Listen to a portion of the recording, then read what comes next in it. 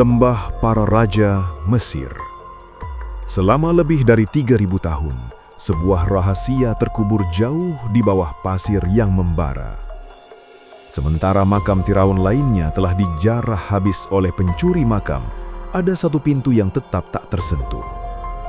Hingga suatu hari, di bulan November 1922, Howard Carter, seorang arkeolog Inggris yang hampir putus asa, melihat sebuah alat tangga terkubur di bawah reruntuhan.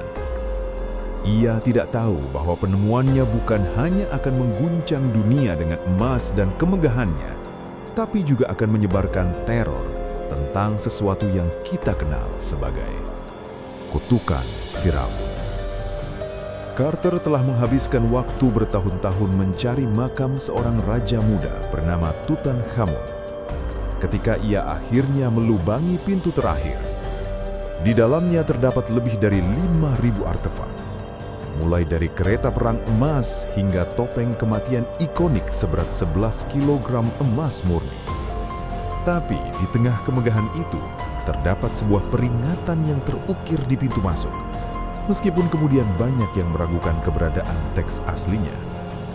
Kematian akan datang dengan sayap cepat bagi siapa saja yang mengganggu kedamaian sang raja. Baru beberapa bulan setelah makam dibuka, kengerian dimulai. Lord Carnarvon, orang yang membiayai seluruh misi ini, jatuh sakit secara mendadak. Ia mengalami demam tinggi akibat infeksi setelah tanpa sengaja menyayat luka gigitan nyamuk di pipinya saat bercukur. Pada jam 2 pagi di Kairo, saat Carnarvon menghembuskan nafas terakhirnya, seluruh kota Kairo mendadak gelap total karena pemadaman listrik misterius. Di Inggris, anjing kesayangan Carnarvon kabarnya menggonggong panjang sebelum akhirnya jatuh mati di saat yang bersamaan. Yang membuat para ilmuwan merinding adalah hasil autopsi mumi Tutankhamun bertahun-tahun kemudian. Sang Firaun memiliki luka di wajahnya, di posisi yang persis sama dengan gigitan nyamuk yang membunuh Carnarvon. Publik mulai panik. Pers saat itu menyukai cerita misteri.